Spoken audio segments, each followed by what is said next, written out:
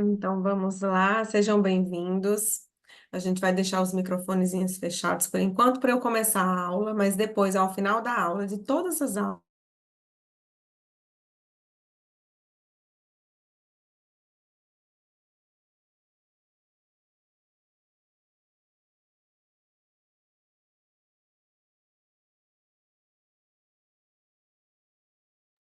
olha, ficou mudo, vocês estão me ouvindo agora, né? Então vamos lá, sejam bem-vindos, gente. Vamos começar a aula, sempre pontualmente, respeitando os que chegam, no horário, para que a gente não se alongue. É bem denso o conteúdo, então. Eu vou tentar resumir todo o conteúdo que é de maior relevância para quem lida com feridas. Eu sei que tem médicos, sei que tem enfermeiros, são todos bem-vindos. Antes de mais nada, eu quero dizer que respeito muito e valorizo demais esse trabalho da enfermagem. Antes de ser médica, eu pensei, se eu não for médica, eu seria enfermeira. E o bom é que nós podemos trabalhar juntos. Então, dessa forma, a capacitação é para médicos, enfermeiros, para todos os profissionais de saúde que lidam com esse tipo de paciente, que é um paciente tão complexo. E não adianta falar só de curativo, só de cobertura. É importante que cada um saiba o momento certo da sua atuação e qual é a atuação de cada um. Por isso que eu fiz questão de convidar a equipe de enfermagem da Vita, fiz questão de convidar a enfermeira, mas também nutricionista e fisioterapeutas que vão estar nos últimos dias, né? E aí a gente vai entender um pouco mais sobre essa atuação tão multidisciplinar e complexa dos pacientes com feridas. Quero que vocês fiquem à vontade. De repente, se tiver algum questionamento, também pode anotar no chat para depois a gente conversar, tá bom?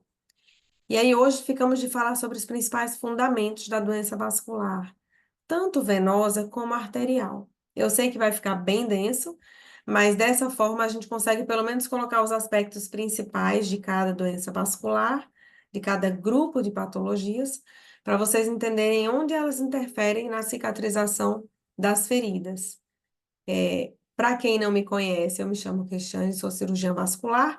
Não vou falar meu currículo, quem quiser depois vai lá na rede social e olha, mas até porque o principal objetivo aqui é unir a minha experiência com a de todos os outros que estão juntos, para depois a gente formar um grande grupo que se fortalece em termos de experiência e troca de conhecimento, para melhorar assim nossas habilidades e nossas ações na condução desse paciente. Eu aprendo muito com a enfermagem, aprendo muito com a fisioterapia, com a nutrição, e o objetivo é esse, passar mais do que eu conheço das patologias, mas receber também do que vocês têm de experiência, de prática, e fico muito feliz de trabalhar sempre em equipe. Eu sou mais realizada porque trabalhamos juntos.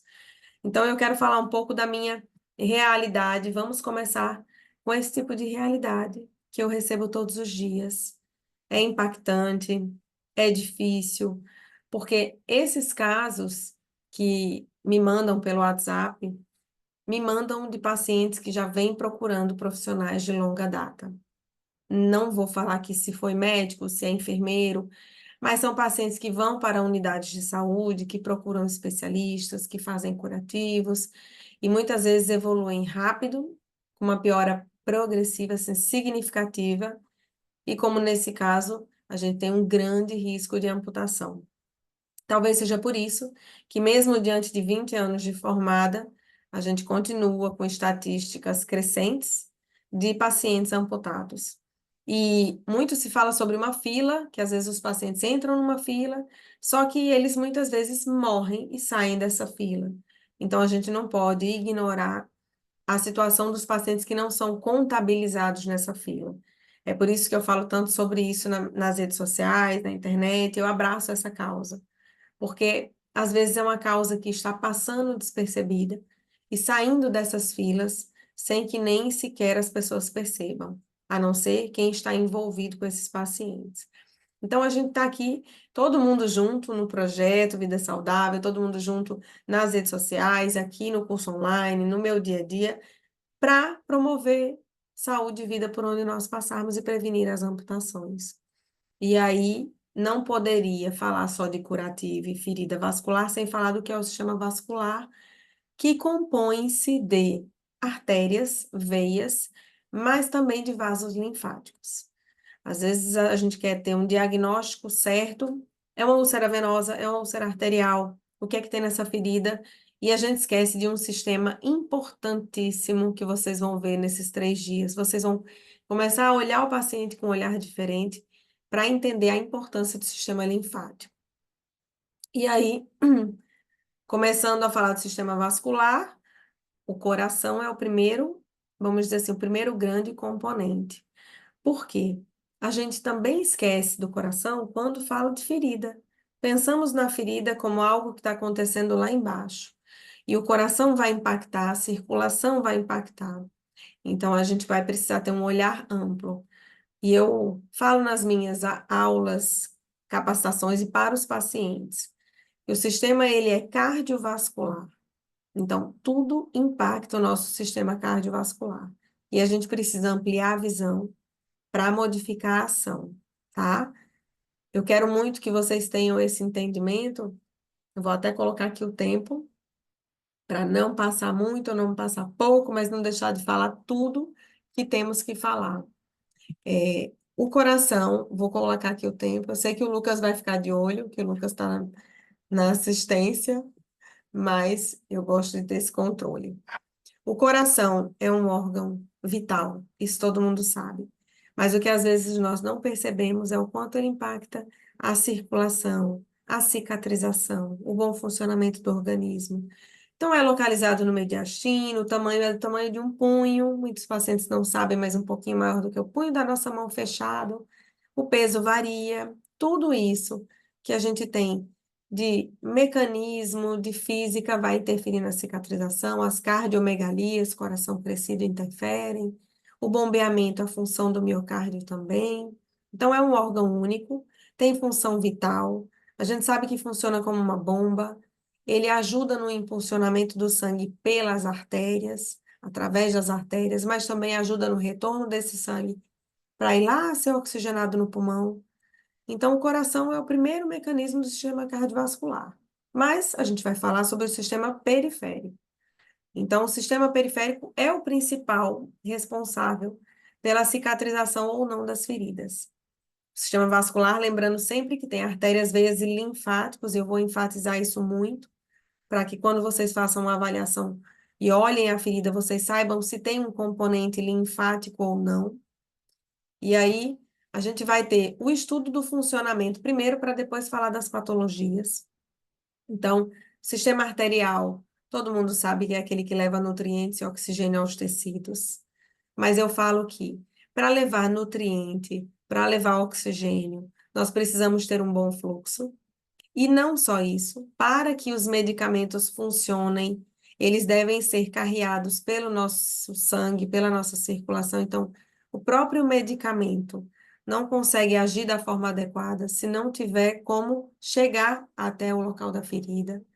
E aí, os pacientes muitas vezes são polimedicados, mudam-se as medicações sem um resultado satisfatório, porque tem um hipofluxo naquela região. Então, vale salientar aqui, para melhorar a oxigenação, nutrição e para melhorar a resposta ao tratamento clínico, aos medicamentos. É importante a gente saber se tem o que está interferindo nesse resultado, tá? E eu deixei um videozinho que eu gosto muito sobre essa anatomia, porque vocês vão perceber que existe uma anatomia principal, tá aí a artéria femoral. Agora, mais vermelhinho, se vocês olharem bem no vídeo, a gente tem na setinha femoral profunda, aí a poplítea que é atrás do joelho, e depois nós temos um grande ramo, que é a artéria poplítea, dando 3 ramos. Ela praticamente bifurca e depois logo emite um ramo. Então, é quase uma trifurcação, que são as 3 artérias que vão nutrir os tecidos da perna. O que é importante saber aqui é que nós temos as doenças arteriais, que impactam na cicatrização da ferida, e temos as doenças venosas. Gente, toda essa circulação, ela é primordial, mas não é só essa macrocirculação. Se vocês olharem nesse desenho, se voltarem o vídeo, vocês vão ver que a artéria femoral lá na coxa emite um ramo, que é a femoral profunda, é uma rede de circulação colateral importante. Lá embaixo, a gente tem uma artéria importante atrás do joelho, que é a artéria poplítea, mas ela dá três ramos importantes. Desses três ramos, nós podemos ter circulação colateral, e aí vocês vão entender mais o que é isso. O que acontece quando nós temos obstruções? Às vezes, o que é o time é definir o que é tratamento clínico, o que tem que intervir, se tem uma ferida, qual é o potencial de cicatrização dessa ferida, em detrimento dessas obstruções que acontecem. E aí vai ficar muito claro tudo isso, porque a gente vai falar agora sobre anatomia, mas depois vocês vão ver nos exames, nas imagens, nos pacientes que têm doença vascular, porque uns têm mais risco de amputação, outros menos, porque uns são mais graves e outros menos. E aí tem que ter essa visão clínica, né?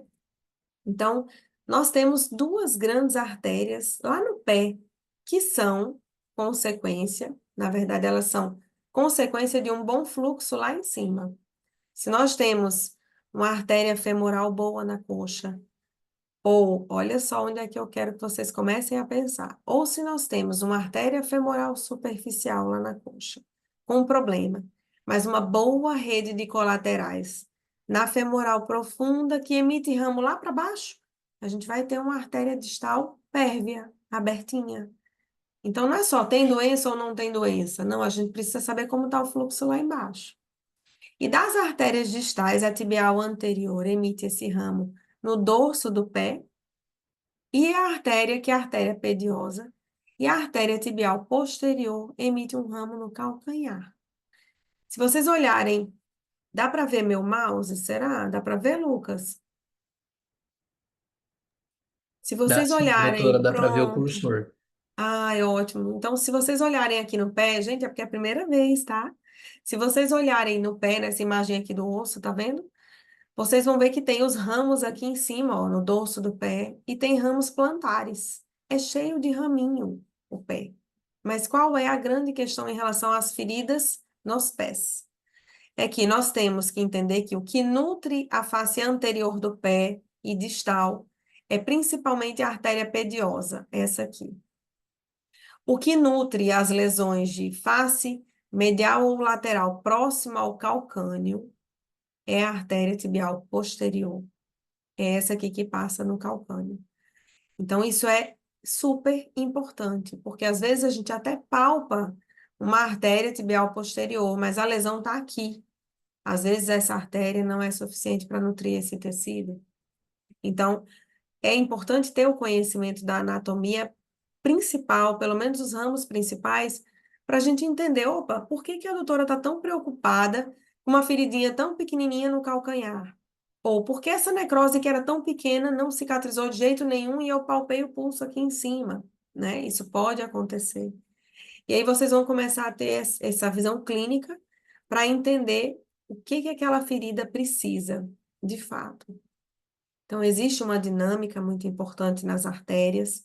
Eu coloquei esse vídeo para vocês terem o conceito de que as artérias pulsam, que não é difícil o diagnóstico clínico, o cuidado que tem que se ter em relação a diagnóstico. É que a lei do ato médico, ela é incisiva em dizer quem faz o diagnóstico da patologia e prescreve a medicação é o médico. Então, isso é ato médico. Mas isso não isenta a responsabilidade dos enfermeiros, de todos, fazerem uma avaliação clínica. Então, essa visão clínica, o exame físico, todos nós temos que fazer. E se há suspeita, e hoje em dia eu falo muito abertamente com meus enfermeiros, com as pessoas que trabalham comigo nas equipes, o que você achar, fale. Por quê? É muito melhor a gente falar, esclarecer, ter uma visão multidisciplinar do que uma visão única. E eu sei que muitos enfermeiros às vezes falam para o médico e têm uma resposta negativa ou não têm segurança. É importante que enfermeiros e médicos, assim como o fisioterapeuta, nutricionista, trabalhem em conjunto e tenham liberdade para discutir o caso daquele paciente. Sobre troca de curativo, às vezes eu falo, olha, esse curativo é tão interessante, dessa empresa eu nunca vi. E de fato eu não conheço. Por quê? Porque quem lida com mais coberturas é a equipe de enfermagem. E aí, nesse sentido, o que é importante que todo o pessoal da enfermagem saiba é que as artérias pulsam, existe uma dinâmica, e que muitas vezes não é só a ausência do pulso que mostra que é uma artéria doente. Então, o diagnóstico é feito pela equipe multidisciplinar, mas principalmente sob supervisão médica. Por quê? Porque quem define o diagnóstico da patologia ou das patologias é o profissional médico, tá? Não desmerecendo ou desvalorizando a atuação do enfermeiro e a sua responsabilidade, até para rastrear esse público. Vocês vão ver que eu vou falar muito sobre rastreamento. O rastreamento da vasculopatia pode ser feito por qualquer pessoa que assuma essa responsabilidade social. Como eu já vi pacientes que vêm trazido pela vizinha. Então, esse é um aspecto primordial para vocês. E aí, o que nós vamos ter de sistema venoso, que é importante que vocês saibam da fisiologia. A artéria leva sangue para as extremidades, oxigenando o tecido, nutrindo esse tecido. E o sistema venoso retorna todo o sangue para oxigenar, porque ele vem rico em gás carbônico depois daquela troca, então ele retorna. O nosso sistema venoso periférico, porque se eu fosse falar do sistema venoso central, é demorar. Nosso sistema venoso periférico é o que vocês têm que saber que impacta a cicatrização. Por quê? Porque é o principal mecanismo que faz o retorno do sangue. Nas pernas, vocês vão achar que é a bomba da panturrilha. Não é só isso. A bomba da panturrilha é o principal músculo que bombeia esse sangue. Mas o que ajuda no retorno venoso é todo o mecanismo que impulsiona esse sangue para o sentido do coração. Então, ele é distal para proximal. E nós temos que ter muito claro que existem dois sistemas de retorno do sangue. Sistema venoso profundo, tá aqui, ó. Sistema venoso profundo, é esse azul claro. Ele fica coladinho do lado das artérias, tá? Para vocês terem uma ideia, quando nós vamos operar, o maior cuidado que nós temos que ter é sistema venoso profundo e sistema arterial, porque as artérias, elas passam coladinhas com as veias. E é muito mais fácil lesar uma veia e muito mais difícil suturar uma veia do que uma artéria, por incrível que pareça. Então, elas são calibrosas, elas são profundas, são as veias profundas que têm trombo e que têm risco de embolia pulmonar. E o que faz essas feridas não fecharem? É a insuficiência venosa? É varizes? Vocês vão entender esse mecanismo por quê? Veias profundas, prestem atenção, drenam 80% do volume de sangue circulante. Isso eu falo para todos os pacientes. A veia safena é essa azul escura, ela é uma veia superficial. Em pacientes com varizes, ela pode ser até palpada, visível, mas normalmente não é, na grande maioria da população. Ela não é a veia principal da perna, no entanto, ela é a mais famosa. Então, quando os pacientes chegam com problema de safena, é muito comum eles ficarem desesperados. Mas nós não devemos colocar na safena a maior responsabilidade pelo retorno venoso. E isso é um ponto positivo, vocês vão entender por que lá na frente, tá? Safena, sistema venoso superficial, e sistema venoso profundo, são femorais, poplítea, tibiais. O que acontece nas tibiais? Nós temos duas veias para cada artéria. O sistema venoso ele é bem amplo. E aí, nas veias superficiais, nós temos safena magna, que é essa que vai até o pé, e a safena parva, ou safena interna, né? Safena parva, que é essa aqui atrás da batata da perna, tá? 20% do sangue circulante. Isso não é exato, claro, mas 15 a 20, 80 a 90, 15 a 20% do volume de sangue circulante volta através das veias superficiais e das safenas, certo? E aí, por que que a panturrilha é importante? Porque é uma musculatura que fica ali envolvendo a veia na perna, as veias da perna. Quando a gente contrai a musculatura, esse mecanismo a maioria já conhece, a gente tem um retorno impulsionado. O que muitas pessoas não sabem é que nós temos veias perfurantes e comunicantes e não se sabe a diferença delas. E é importante saber, porque também está associada à doença venosa, que a gente vai falar, que tem repercussão na cicatrização das feridas. Porque as veias perfurantes e comunicantes são diferentes. E o que são veias comunicantes? São aquelas que se comunicam dentro de um mesmo compartimento, superficial com superficial e profundo com profundo. Nós temos uma trama venosa importante, muito maior do que a trama vascular arterial, que tem menos comunicantes. É mais fácil ter um monte de veias se comunicando do que um monte de artérias se comunicando. E aí, por isso que às vezes você vê aquela trama vascular tão importante em pacientes com varizes, cheio de tributárias. Qual é a principal característica que vocês têm que saber dentro dessa anatomia?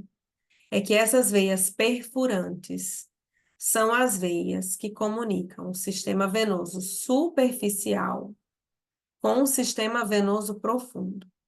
Vocês devem estar vendo que existem veias azuis escuras e veias azuis claras. As comunicantes é claro com claro, tá tudo superficial ou tudo profundo. E as perfurantes? Perfurantes são veias que perfuram a fáscia, tá vendo a fáscia aqui rebatida? Perfuram a fáscia para fazer uma ligação entre veias superficiais e veias profundas. Isso são veias perfurantes. Normalmente todos temos veias perfurantes. Na perna distal, perna proximal, na coxa. E essas perfurantes, elas são normais e auxiliam no retorno venoso. Só que elas têm esse nome porque elas perfuram a fáscia e interligam esses sistemas, tá? Quando nós formos falar da patologia, vocês vão entender por que que eu estou frisando perfurantes e comunicantes. E qual é a dinâmica do sistema venoso? Aqui no videozinho vocês vão ver bem que o sistema venoso, nós temos um sistema de válvulas, o fluxo do sangue nas pernas é de baixo para cima, essas válvulas abrem e fecham para que esse fluxo não desça.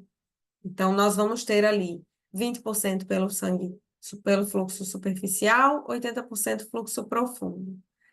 Esse é o mecanismo normal, mais uma vez. A gente tem aí válvulas competentes. Existe um fluxo unidirecional, certo?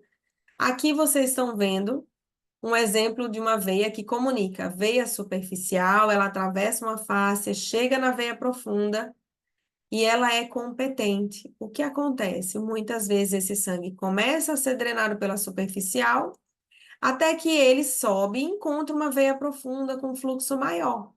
E esse sangue sobe, mais uma vez, unidirecional, de baixo para cima, certo? Essas veias são as perfurantes, e quando é no mesmo compartimento, elas são apenas chamadas de comunicantes. Isso é a dinâmica do sistema venoso. Por que que eu friso bastante? Porque se vocês entenderem a fisiopatologia das doenças, vocês vão ter tudo isso tão fácil, tão claro, que o tratamento também fica muito claro. As orientações também ficam muito claras em relação ao que o paciente precisa fazer para melhorar a dinâmica vascular, a dinâmica circulatória. E aí, entramos no sistema e na parte de fisiopatologia, mais uma vez. Vou sempre falar doença venosa, doença arterial, para frisar bem e separar bem. Mas quando chegar ao paciente, vocês vão ver que não tem nada separado. Está tudo interligado. Grande parte dos pacientes com doença venosa tem doença arterial, em maior ou menor grau. Então, fisiopatologia vai ser o quê? A gente vai partir agora para o estudo da patologia, do que responde e do que não responde a cada fator de risco. Por que que o paciente, às vezes, tem uma doença, mas não está respondendo àquele tratamento com o tratamento adequado? Porque a fisiopatologia, ela pode ser diferente, certo? Então, tudo que interfere na dinâmica do retorno venoso na doença venosa tem impacto e tudo que interfere na oxigenação e nutrição dos tecidos também. E aí, qual é a grande questão que a maioria dos pacientes acreditam ser a fisiopatologia da doença venosa? Varizes. A gente acha que uma úlcera não cicatriza porque o paciente tem varizes. E isso não é uma verdade. As úlceras cicatrizam em pacientes com varizes, sim. O que faz a diferença é entender o mecanismo dessa doença, os fatores de risco e as complicações que o paciente tem. Porque às vezes, mesmo com varizes, a gente vai cicatrizar a ferida, melhorando a dinâmica desse fluxo, a oxigenação desses tecidos, a chegada desse medicamento à ferida. Então, seja por refluxo, que é o caso das varizes, seja por obstrução, nós temos, às vezes, obstrução de algum sistema venoso, ou seja, por estase. O que é que vai interferir na cicatrização dos pacientes com feridas associado à doença venosa? chama hipertensão venosa. O paciente pode ter varizes e não ter uma grande hipertensão. O paciente pode ter alteração de safena, mas mesmo assim a gente cicatrizar uma ferida. E o que acontece? É esse estado de hipertensão venosa que vocês vão entender o que faz o paciente melhorar, às vezes, sem mudar muita coisa. Tem paciente que responde muito bem com pouca otimização de tratamento clínico. E eu costumo dizer que grande parte da cicatrização das feridas depende mais do paciente do que de nós. Por isso, eu falo tanto sobre capacitação, porque às vezes não são coberturas caras, é o paciente entender a dinâmica. Então, mais uma vez, qual é a responsabilidade dele nesse processo? Mais uma vez, o que que acontece nessa fotinha aqui? Nós temos um sistema venoso superficial, que aqui ele colocou, ops, vamos lá. Aqui ele colocou roxinho, e nós temos um sistema venoso profundo. Quando o paciente tem um refluxo, aqui tá vendo que o fluxo desce por aqui, a gente tem um aumento do inchaço, um aumento do volume de sangue nessas veias, elas dilatam, e o paciente faz uma hipertensão venosa. Se nós tivermos uma obstrução, ele vai ter uma hipertensão venosa. Agora vocês vão começar a pensar. E se o paciente ficar muito parado? Às vezes não tem varizes, às vezes o paciente é só obeso, sedentário, e não tem uma alteração de veias profundas. De repente machuca, arranha, um gato arranhou, e o paciente faz o que nós chamamos de hipertensão venosa. Por quê? Porque tem um edema de estase que sobrecarrega a circulação, e aí você aumenta a pressão dessa perna. O paciente vai ter o quê? Pode nem ter varizes, mas pode ter uma úlcera por insuficiência vascular, certo? Então, não acreditem que é só varizes que causa úlcera varicosa, tá? Em relação à doença arterial, nós temos uma fisiopatologia importante, que é a aterosclerose, que são essas células gordurosas, que vão se transformando em células espumosas. E fica muito a reflexão para vocês. Nosso perfil de paciente com varizes, na grande maioria das vezes, ele vai ter doença arterial, seja em maior ou menor grau. Por quê? Porque são pacientes idosos, são pacientes que às vezes chegam com múltiplas comorbidades, vocês vão entender esses fatores de risco. E a doença, ela não se instala quando tem uma placa. Eu até trouxe aqui um moldezinho, vou pegar. E essa placa, deixa eu ver se tá aqui. Não tá, mas depois nas próximas aulas eu vou mostrar para vocês. Essa placa, ela começa a surgir na adolescência. Ela começa a surgir no adulto jovem. Como? Com células espumosas, através dos fatores de risco que vocês vão conhecer. E a doença arterial não é só macroangiopatia, vocês vão entender que existe uma microangiopatia envolvida. Então, a aterosclerose é um dos principais fatores de risco para feridas que não cicatrizam, aumentando o risco de amputação. Mas nós temos a tromboangiite obliterante, que é a doença de quem fuma, do tabagista, né? E hoje em dia a gente tem ainda o cigarro eletrônico como fator que pode estar envolvido na doença arterial periférica, porque está associado já à doença arterial coronariana.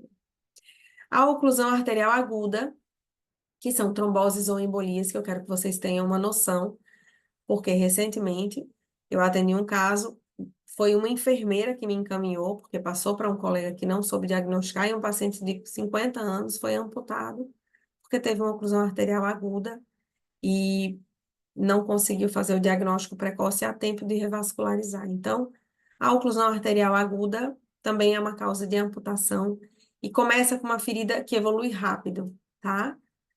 Não poderia deixar de falar do sistema nervoso, porque ele também tem as suas, vamos dizer, o seu impacto na cicatrização, a sua responsabilidade. E é fundamental que todos tenham uma ideia que o sistema nervoso periférico impacta na cicatrização da ferida. É um grande aliado na evolução das feridas, porque nos traz a sensação de dor, frialdade, o paciente tem dormência, parestesia, hiperestesia, então o sistema nervoso periférico é fundamental que esteja envolvido nesse processo nas fisiopatologias do paciente. E aí, também, mais uma vez, o sistema linfático, que é pouco lembrado, mas deve ser sempre avaliado no paciente. O componente linfático faz toda a diferença na cicatrização das feridas. E aí, a gente vai, a gente vai para conhecer um pouquinho mais as doenças vasculares. Vamos partir para o entendimento de quais são essas patologias, certo? Para quê? Para vocês perceberem que a gente fala muito sobre varizes, doença arterial, mas não são apenas elas que impactam nessa cicatrização. E aí eu achei esse estudo que eu achei fantástico, por quê? A gente tem aí uma associação de úlcera mista, sim. Temos as doenças venosas, as úlceras venosas como principal causa de lesão, sim. Mas esse estudo mostrou que de 31 mil pacientes com úlceras de difícil cicatrização, 47% eram venosas, ou seja, continua a grande maioria, mas nós temos aí 14,5 arteriais e 17% arteriovenosas, coisa que a gente não vê em termos de tratamento, e diagnóstico. Às vezes os pacientes chegam, estão até fazendo o curativo bem, tudo, mas não têm o diagnóstico certo. E os que têm o diagnóstico, na grande maioria, os médicos querem, vamos dizer assim, classificar. Ou é arterial ou é venosa. Quando, na verdade, a gente tem aqui mais do que 14% em arteriais, nós temos 17,6% em úlceras mistas, que é arteriovenosa. Qual outra categoria que não está aí? A categoria das úlceras atípicas, aquelas que a gente vai falar em outra ocasião, se for fazer outra aula, mas eu ainda vou colocar alguns casos clínicos para vocês entenderem as diferenças, mas as neoplásicas, as úlceras por câncer, as úlceras por hipertensão, né? Tem tantas outras, própria doença de colágeno. Então, a gente vai se ater hoje a vascular, exatamente porque é muito conteúdo, tá? Conhecendo um pouquinho as doenças venosas agora, o que acontece é aquela hipertensão. Então, quando é que nós vamos ter úlcera de difícil cicatrização por doença venosa? Sim, em situação de varizes, mas também quando nós tivermos incompetência nessas válvulas. Quando nós tivermos incompetência nas válvulas profundas, quando nós tivermos incompetência de perfurantes. E aí eu trago um grande alerta. A maior parte das recidivas de úlceras tratadas e principalmente operadas, pacientes que fazem cirurgia, têm úlcera, de repente já operou e recidivou essa úlcera. Pode estar associada a essas perfurantes insuficientes que não foram tratadas ou que não foram diagnosticadas. E quando a gente vê que o paciente tem uma perfurante insuficiente, é esse paciente de maior alerta. Ou pacientes com insuficiência venosa profunda, ou pacientes com perfurantes insuficientes. E aí eu venho a lembrar vocês, mais uma vez, não é só varizes, é a hipertensão. Então, lentidão de fluxo, pacientes que ficam muito imobilizados, aquele paciente que está na feira em pé o dia inteiro, que está sobrepeso, que se alimenta mal e que a perna está super inchada. Se tiver uma úlcera, grandes chances de a gente não melhorar se o paciente não diminuir essa hipertensão. E por que eu falo isso? Porque eu posso fazer espuma, eu posso fazer cirurgia, mas se o paciente tiver uma hipertensão por estase, por lentidão de fluxo, por alteração metabólica, a gente vai ter dificuldade da mesma forma, tá? Então, não é só varizes que faz o paciente ter úlcera. Vamos para o próximo, para que vocês entendam um pouquinho desse mecanismo. A bomba mais eficiente é a bomba da panturrilha, contribui para o edema se a gente tiver uma fraqueza de bomba de panturrilha, se o paciente tiver uma sarcopenia, se for um paciente idoso que não tiver mobilidade, se o paciente tiver anquilose, se for um paciente com problema ortopédico, a própria artrose, o paciente tem uma bomba ineficaz.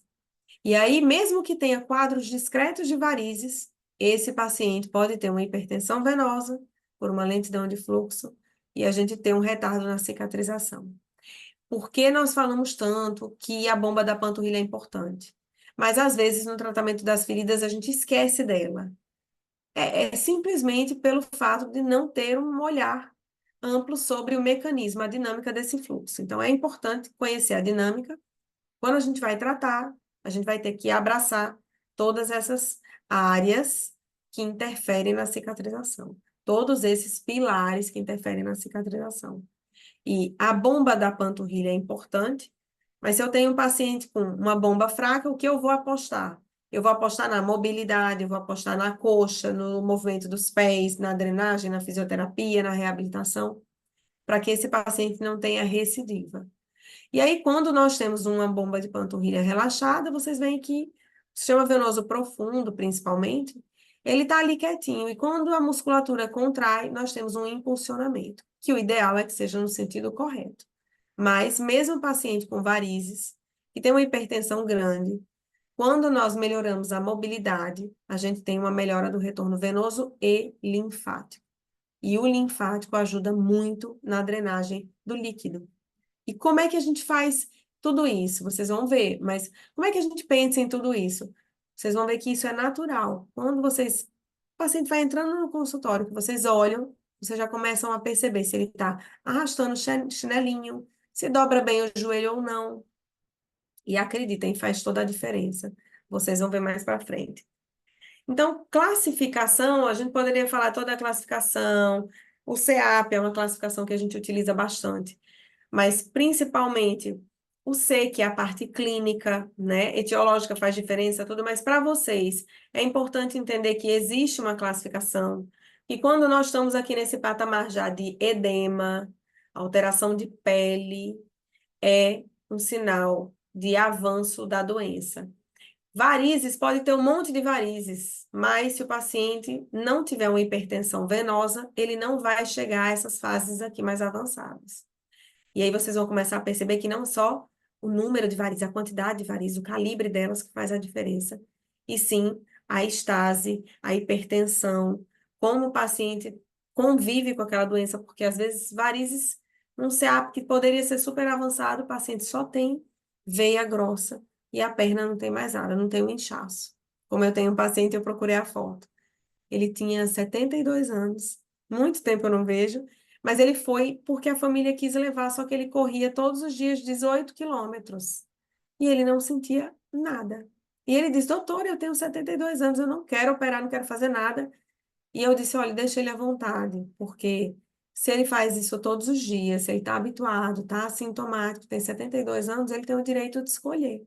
E, de fato, enquanto ele acompanha, ele falou, eu não quero nem voltar, só vou voltar se eu sentir alguma coisa. E nunca mais ele voltou. Corria maratona e tudo. E aí, o ponto principal vai ser aqui. Por isso que eu falo de sistema linfático, por isso que eu falo de edema de estase. A gente vai falar sobre fatores de risco, porque na fase do edema, nós conseguimos melhorar muito o paciente, evitar a progressão da doença, diminuir risco de lesões e complicações. E também é nessa fase do edema que a gente tem um impacto maior na cicatrização. É a partir daqui. Paciente que tem varizes pode ter uma feridinha, aparecer uma úlcera e cicatrizar. Mas o que vai fazer recidivar é a hipertensão, é esse edema. E aí começam as complicações mais permanentes, que são essas de CAP4 para cima. Pacientes com hiperpigmentação, eczema, dermatosclerose, aquelas atrofias brancas, tem casos que vocês vão ver lá para frente. E aí, paciente que teve uma úlcera, nunca mais será o mesmo. Vai sempre ter que cuidar para não ter outros casos de úlcera, e isso é um fato. Felizmente ou infelizmente, os pacientes têm que ter essa consciência e começar a buscar o tratamento, não só para cicatrizar a ferida, mas para evitar a recidiva dessas feridas. Por isso que é tão importante o papel da enfermagem, porque às vezes eu começo o tratamento de um paciente e digo, comigo pode vir uma vez por ano. A gente pode fazer um acompanhamento, um check-up. Mas a periodicidade para fazer o cuidado daquele pé, a higiene, o acompanhamento do paciente, o cuidado com a pele com pequenas ulcerações ou pequenas escoriações ou escarificações de pele, o enfermeiro consegue fazer muito bem esse acompanhamento mais próximo, tá? Então, a gente falou de varizes, agora trombose, eu quero que vocês já tenham esse conceito de trombose. Por quê? Nós temos trombose aguda e crônica, e nós temos trombose na artéria e na veia. Porque o trombo, gente, é o coágulo. O que é trombo? O coágulo. Pode acontecer aonde? Em todos os locais. A gente viu isso no COVID. E aí, quais são os sinais e sintomas? Vai depender do sistema, se é venoso ou arterial. Vai depender se é agudo. Geralmente, quando acontece uma trombose que tem colateral, a gente tem menos complicação. Quando é uma trombose aguda, mas em paciente que não tem colateral, não tem chance do paciente ficar bem, ele vai ter sintomas muito sérios. Então, trombose, falou em trombose, primeira coisa que se pensa, é artéria ou veia? É aguda ou é crônica? Quando é nos membros inferiores? Tem dor súbita? É um quadro súbito? Eu achei no exame. Tudo isso vocês vão vendo que vai impactar a cicatrização. E já que a gente está no sistema venoso, qual é o grande impacto aqui? Concordam que se tem uma veia obstruída, está entupida ali o retorno do sangue. Todo aquele fluxo de sangue ele vai ficar lentificado porque não consegue subir. E a gente vai ter o quê? Hipertensão venosa. O mecanismo principal das úlceras que dificultam a cicatrização não é a trombose, não é a estase venosa, não é a hipertensão venosa. Então, quando a gente tem uma obstrução, a gente simplesmente vai ter o quê? Um aumento do fluxo de sangue ali lento, lá embaixo, que não consegue retornar. Doutora, e por que que quando vai fazer tratamento de varizes, tira a safena ou oclui ela? O tratamento das varizes pode ser obstruir a safena. É porque a gente tem o sistema venoso profundo. Então, lembrem que quando nós temos uma safena dilatada, e a gente vai lá e retira ela ou oclui, doutora, tirou a safena, e tirou a safena, e como é que essa perna vai ficar bem? Não vai ter hipertensão venosa? Não. Por quê? Porque o paciente tem o sistema venoso profundo, lembram que é o principal responsável pelo retorno do sangue. O que não acontece com o contrário. Se nós temos uma obstrução numa veia profunda, naquelas principais poplíteas, femorais, nós vamos sim ter grande chance de ter uma descompensação e evoluir para o que nós chamamos de síndrome pós-trombótica, que é o quê? É uma hipertensão venosa que ao longo dos anos o sangue ele vai acumulando tanto porque a safena não dá conta de retornar todo aquele fluxo e vai aumentando a pressão na perna. Então o paciente começa com edema, lembram ali no CEAP, começam com edema, aí começa a aparecer muitas varizes porque sobrecarrega o sistema superficial. E se não for suficiente, nós vamos começar a ter alterações de pele e evoluir para úlcera. E é por isso que a trombose na safena não tem uma gravidade tão grande quanto uma trombose venosa profunda. Por isso, quando a gente faz o exame, um refluxo na safena é diferente de um refluxo numa veia profunda. Por isso, quando uma válvula está insuficiente na safena, a repercussão não é tão grande quanto uma válvula que está insuficiente na veia profunda. E aí a gente começa a entender por que que tem alguns pacientes que melhoram, outros não.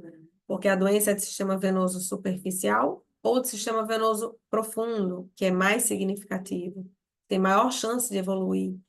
E se eu pego um paciente, atendo um paciente numa fase inicial da doença, eu sei que se for uma tromboflebite de safena, eu não tenho grandes riscos na evolução desse paciente. Mas se eu sei que ele tem uma insuficiência venosa profunda, uma trombose, eu sei que ele pode evoluir para uma síndrome pós-trombótica. Concordam que a minha atuação vai ser diferente, o manejo desse paciente vai ser diferente. Eu preciso orientar esse paciente sobre a importância disso que ele tem, para que ele também assuma a responsabilidade e saiba que se ele não cuidar, ao longo dos anos, existe grande chance de evoluir para uma úlcera e que, às vezes, essas alterações de pele que começam com escurecimento, elas podem evoluir para uma alteração grave. A gente precisa ter a consciência para passar. Nós só vamos conseguir convencer o paciente de alguma condição quando nós sabemos que condição é essa. E aí, vamos falar de trombose mais na frente, principalmente com os casos, mas eu coloquei aqui a tríade principal da trombose venosa, certo? É aqui uma veia, vocês veem que tem válvulas, ela está mais dilatada, o coágulo aparece aqui, fica quietinho aqui, obstrui essa veia. A trombose ela pode ser total ou parcial, mas sempre o mecanismo da trombose ela vai ser, eu falo que é tripartite, porque nós temos essa tríade. Doutora, vai ser só um? Vão ser dois? Qual é o fator principal? O fator principal a gente nunca vai saber. O que nós sabemos é que esses três fatores eles se somam e eles aumentam o risco. Todo mundo tem risco de ter trombose. Ai, agora eu fiquei preocupada. Todo mundo, todos. Uns em maior grau e outros menor grau. Mas nenhum de nós é isento de risco de trombose. Por quê? Porque nosso organismo tem um sistema de coagulação que faz com que o nosso sangue coagule. Então, todos nós temos uma cascata de coagulação. Todo mundo, se cortar, vai lá e vai ter uma cascata de coagulação. E quem não coagula tem um distúrbio de coagulação. Esse paciente que é doente, porque tem um distúrbio de coagulação, que não faz trombo, que não coagula, são os pacientes hemofílicos. Aí já são outra grade de pacientes com patologias. Mas normalmente, quem é normal, no sistema de coagulação funcionante, fisiologicamente falando, vai ter risco de trombose. Então, lesão endotelial, hipercoagulabilidade e estase venosa são os três principais fatores. É por causa da estase venosa que a gente manda o paciente andar, fazer exercício, se movimentar a cada hora. É pelo sistema de hipercoagulabilidade que a gente fala, precisa tomar água, não pode ficar desidratado. Se tiver infecção, manter uma boa hidratação. Quando for viajar, não é só a estase, mas a desidratação, porque o ambiente é mais seco. Então, longas viagens, precisa orientar a tomar água. E lesão endotelial. Opa, o que é isso aqui? Trauma, machucou, bateu, caiu, fez uma cirurgia, a gente tem um risco maior por lesão endotelial e o paciente forma trombo, tá? E quando se somam, a gente tem um risco muito maior.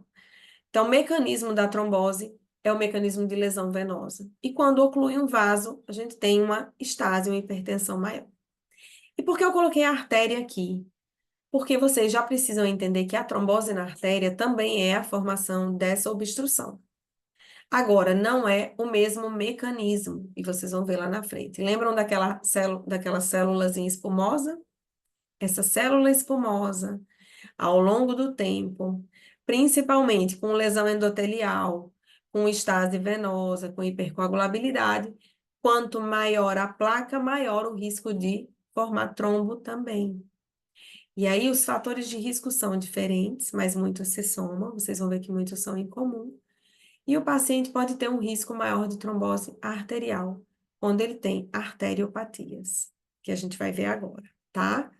O que importa na prática, quando a gente vai lidar com o paciente com varizes, é entender quais são os mecanismos da hipertensão venosa que ele tem. Então, o paciente tem uma ferida, o médico diagnosticou que tem varizes, ou que tem insuficiência venosa crônica, síndrome pós-trombótica. Para quem está cuidando da ferida, o que importa é qual é o tipo de doença venosa e os tratamentos que impactam. Então, essa parte a gente vai deixar com o médico. Toda queixa deve ser valorizada, porque se ele tem edema, é uma queixa que todos os profissionais envolvidos com aquela ferida têm que saber avaliar e como melhorar, otimizar o tratamento. Por quê? O medicamento ele age no tratamento clínico, mas concordam que a gente pode melhorar o edema de diversas formas, melhorando a nutrição, a gente pode melhorar melhorando o mecanismo de retorno de sangue linfático e venoso. A gente pode melhorar o edema orientando a postura do paciente, depende da atividade laboral dele também, do estilo de vida. E aí a gente começa a perceber a nossa responsabilidade. Opa, como médico eu vou trabalhar melhorando esse edema, isso aqui está impactando, não tem uma mobilidade adequada, eu preciso estimular essa mobilidade, porque estimula o retorno venoso e linfático. E o médico fica com a parte pequena. É por isso que muitos médicos também não cicatrizam feridas, não conseguem ter um resultado satisfatório, porque não é só o remédio que vai ajudar. Muitas vezes o remédio não consegue nem chegar naquela ferida para cicatrizar ou para ter uma ação satisfatória. E aí a importância da equipe multidisciplinar, da melhor cobertura, aliado ao controle dos fatores de risco, aliado ao controle dos mecanismos que estão interferindo naquela cicatrização e ao tratamento das patologias que estão impactando aquela cicatrização. Por isso que, apesar de densa essa primeira aula, eu quero depois ter um tempo livre com vocês para que vocês perguntem, tirem dúvidas, entendam se, ou me falem se já tinham esse entendimento sobre tudo isso que impacta. Eu sei que vai parecer muito, mas pelo tempo eu queria fazer uma coisa assim, pelo menos que abrisse os horizontes. Por quê? Todo paciente com ferida tem risco. Doença venosa, doença arterial, pode complicar, infeccionar. Esses pacientes que não têm acesso à saúde muitas vezes evoluem para amputação de uma forma trágica, simplesmente porque passou um tempão procurando um monte de profissional e não conseguiu otimizar o tratamento. Cada um falou uma coisa, e ao invés de falar coisas que fossem importantes, que melhorassem a cicatrização, ficava um pelo outro. Ele passou isso, eu troquei, fui para outro, passou outra coisa. Um disse para colocar a perna para cima, a doutora disse que pode ficar com a perna reta, o outro disse que é melhor ficar com a perna apoiada num banquinho, e isso é rotina. O que eu vejo no consultório de paciente mal conduzido. E eu falo, eu queria que a enfermeira tivesse conduzindo melhor essa parte, o médico tivesse dito isso, e podia todo mundo ter falado tudo. E os pacientes falam, doutora, me disseram que a senhora cicatriza as feridas, que não amputa, falam, quando chega para mim que tem que amputar, eu tenho que indicar, sim. Mas eu assumo um compromisso junto com o paciente, e parte desse tratamento é responsabilidade do paciente, mas grande parte é responsabilidade de quem conduz o paciente. Eu não costumo conduzir sozinha, geralmente eu conduzo eu, a enfermagem, fisioterapia, nutrição, principalmente pacientes graves. Eu digo, olha, agora a senhora não vai gastar recurso comigo, não. A senhora vai gastar esse recurso com uma boa cobertura, vai fazer uma reabilitação, vai na fisioterapia para ela orientar a senhora, porque agora é reabilitar. A gente tem que entender as etapas do tratamento. E vamos para doenças arteriais. Então, doença venosa, eu falei principalmente varizes, a insuficiência venosa, que é a hipertensão, aquela hipertensão que aumenta o risco, a trombose venosa, e vocês vão entender agora a arterial, mas já deixei um pouquinho para vocês entenderem sobre aquelas células espumosas, né, associadas a doenças arteriais.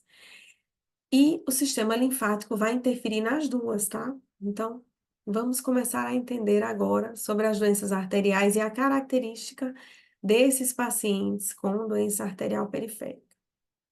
Por que eu gosto tanto de falar na rede social? Por que eu gosto tanto de orientar? Por que que eu faço ações sociais? Por quê? Muitas das feridas poderiam não evoluir se o paciente fizesse prevenção. A doença vascular, muitas vezes é silenciosa. E aí o que acontece? O paciente não sabe que tem. Vamos tomar uma, ó, 46 minutos, vou ter que correr.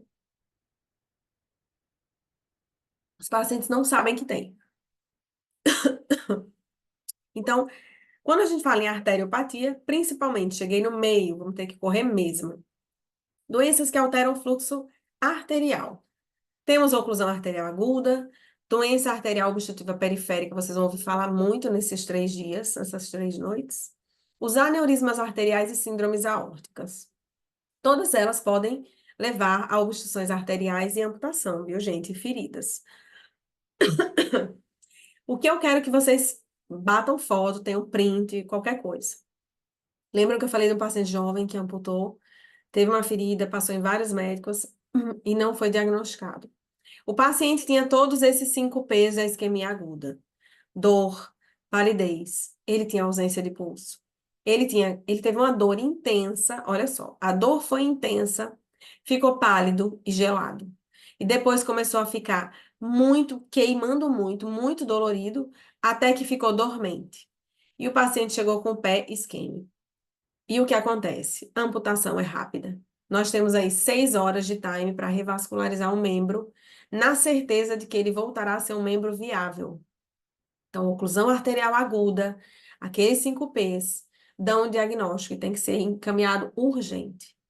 As amputações são rápidas. O paciente evoluiu com lesões, vocês vão ver, eu vou mostrar nos próximos dias esse caso de oclusão arterial aguda, que me marcou muito e foi recente. As oclusões crônicas são pacientes que já têm longa data, que a aterosclerose é a grande vilã. São aquelas placas de gordura que começam com as células espumosas lá atrás, na juventude. Lembram que eu falei? Grande característica de pacientes com dor nas pernas. Vocês vão perceber, em relação à dor nas pernas, que eu vou falar quando formos discutir os casos clínicos, porque a característica da dor da doença venosa para a doença arterial é totalmente diferente. E, inclusive, tem casos bem interessantes para vocês verem. E a aterosclerose é o que leva a grande parte das amputações. Lembrando da tromboangiite associada aos tabagistas e às arterites, que a gente não vai entrar nesse mérito. Mas qual é a grande característica da doença arterial crônica? É que ela causa amputação em muitas horas, em dias. O paciente tem dor por anos e nem sabe que tem a doença. A grande questão é quando aparece uma ferida, que o paciente evolui lentamente. E isso aqui é o grande alerta, porque a gente simplesmente fica tratando com curativo e essa ferida sem responder adequadamente, e a gente perde o time para indicar revascularização ou otimizar o tratamento clínico e salvar o membro. A doença arterial crônica, ela é mais difícil de ser diagnosticada do que a doença arterial aguda, tá? Não posso deixar de falar do diabetes, mas eu quero, assim, levantar isso para vocês, porque vocês podem depois combinar, a gente fazer uma outra aula, um outro momento, quero me fortalecer com essa turma, porque o diabetes é um caso muito especial. A gente poderia falar dias e dias só sobre pé diabético e sobre lesão em paciente diabético. Mas eu quero deixar claro duas coisas. O paciente diabético, ele tem vários mecanismos que fazem com que as feridas não cicatrizem e, pior, ainda evoluam rápido. Então, esses mecanismos do diabetes interferem diretamente, significativamente nas feridas. E o que que eles vão ter? Macroangiopatia. Por quê? Paciente diabético aumenta o risco em até 4 vezes de doença arterial periférica, aquela obstrução arterial, aquelas placas de gordura. Diabetes tem muito maior risco. Tanto que a Sociedade Europeia considera todo paciente diabético de alto risco e precisa fazer controle rigoroso, porque o diabetes associado à hipertensão e dislipidemia aumenta ainda mais. E não é só porque a gente está falando de obstrução arterial e calcificação dessas artérias que eles têm risco de amputação. O paciente tem microangiopatia, já falei sobre isso aqui em outras capacitações, talvez a Sara esteja aí já tenha ouvido falar, mas existe um espessamento dessa membrana, os pacientes não têm uma resposta à vasodilatação, eles têm isquemia, mas não fazem uma boa rede de colaterais. O paciente diabético, além disso, tem uma isquemia funcional por causa da hiperglicemia. Não tem cabimento a gente olhar um paciente diabético e falar, ah, mas minha taxa de açúcar sempre foi 400, agora está 200, tá bom. Não tá. Esse paciente precisa saber que se o açúcar ficar alto, ele tem muito maior risco de amputação também. Não só de infarto, AVC, doença renal crônica, como perda do membro, tá? Então, disfunção endotelial, denervação, incapacidade de vasodilatação, nós temos alterações funcionais só por causa da hiperglicemia. E a neuropatia, também, neuropatia poderíamos falar anos e anos e ser sempre um desafio. Existe tratamento, mas muitas vezes o paciente já está numa fase muito avançada da neuropatia, a gente não consegue tratar. Qual é a principal mensagem em relação às neuropatias? Porque a gente não vai falar de úlcera de paciente diabético, vou mostrar vários casos quando a gente for para a discussão de casos, mas a neuropatia principalmente, ela pode ser sensitiva, motor ou autonômica, certo? A autonômica é quando a gente tem pequenas alterações, pele seca, fissura e leva a amputações menores. Mas a gente tem um risco muito maior quando as neuropatias elas são associadas, sensitiva e motora. E eu não vou mentir que na prática clínica nós pegamos muitos pacientes com neuropatias avançadas, sem nenhum tratamento. Não é só porque a gente não tem lá o teste do monofilamento positivo, mas às vezes os pacientes não têm uma resposta vasomotora satisfatória por causa da neuropatia. E aí a gente tem uma instabilidade de marcha, alteração de sensibilidade. O paciente diabético é muito complexo. Na grande maioria das vezes, está associada a vasculopatia e doença linfática. Então, o sistema linfático, ele pode ser sobrecarregado por causa da doença venosa e pela doença arterial, porque nós começamos a ter comprometimento do linfático pela isquemia ou pela hipertensão venosa. E quando nós vamos tratar, seja no paciente arterial como no paciente venoso, o sistema linfático tem grande contribuição, tá? Quando a gente fala de avaliação clínica, e aí nós falamos de fisiologia, fisiopatologia, a avaliação clínica se torna mais fácil quando você entende o mecanismo da doença. E quais são os fatores de risco principais para a doença arterial? que levam às amputações, fatores de risco para doença venosa. Quando a gente tem um perfil de paciente, vocês vão ter muito claro isso ao longo dessas 3 noites, é que existem perfis muito transparentes em relação ao risco. E aí, os pacientes com doença arterial periférica, diabéticos, tabagistas, são aqueles que a gente fala que está na lista, por isso que está aqui 1, 2, 3, dos principais fatores de risco para amputação. Apareceu uma ferida no paciente que tem diabetes, que é tabagista, pode avaliar. Se ele não tiver uma doença da macroangiopatia, ele tem microangiopatia, ele tem doença da microcirculação. E aí vamos juntar esses outros fatores tão comuns: hipertensão, dislipidemia, sedentarismo, idade avançada, cardiopatias e obesidade. É tudo que a nossa população tem, gente. A população obesa está crescendo, o sedentarismo está gigante, população sedentária. Aqueles que fazem exercício, às vezes fazem de forma irregular. E quando está aliada a uma ferida, piora, porque o paciente com ferida, geralmente, ele não faz exercício e nem pode. A gente tem um aumento da atividade inflamatória se tem um estresse grande. Então, paciente que tem ferida, geralmente, eu não peço para deambular, e vocês vão entender por quê. A gente tem critérios para que isso aconteça, né? Na terceira aula, a gente vai ter a parte de fisioterapia e vocês vão entender bem. Das úlceras crônicas, aquelas úlceras por hipertensão, úlceras venosas, a gente vai ter um que interfere muito a atividade laboral, a imobilidade, aumenta o risco de trombose, pacientes com malformações, o uso de anticoncepcional, que aumenta até 8 vezes o risco de trombose, mas não são todos. A gente tem as cirurgias, desidratação, que interferem no sistema venoso e fazem com que o paciente tenha um risco maior. Antecedentes familiares e infecções. Esses fatores de risco fazem a gente ficar preocupado. Quando você pega um pezinho desse de Charcot, a gente sabe que o paciente é diabético, mas ele está ok, controladinho, tudo bem. A gente imagina diabetes controlada, hemoglobina glicada ótima, mas você olha o pé e tem esse pezinho aqui de Charcot, com essa alteração óssea, com desabamento. A gente tem neuropatia, vasculopatia, tudo associado nesse paciente. Então, eu, particularmente, todo paciente diabético é de risco, mas o pé de Charcot, ele é um pé de alto risco para lesão, para úlcera e para amputação. Porque o comprometimento já é tão grande que esse paciente evolui com uma pequena ferida e um mal perfurante plantar. Mas se infecciona, a infecção ela vai por dentro, pelos tendões e pela musculatura, e progride rápido. Por quê?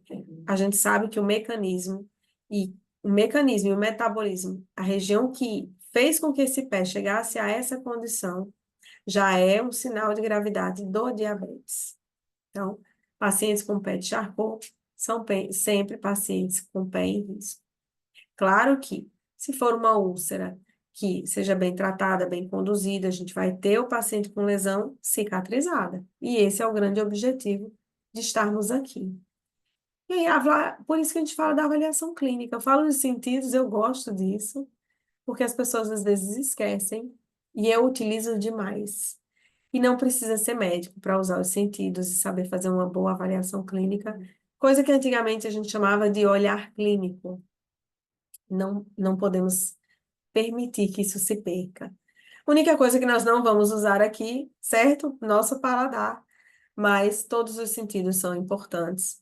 E aí volto a dizer que a lei do ato médico recomenda, é incisivo e define que a realização de diagnóstico, prescrição terapêutica e intervenção cirúrgica são atividades privativas médicas. Isso não isenta a responsabilidade de toda a equipe multidisciplinar no acompanhamento desses pacientes.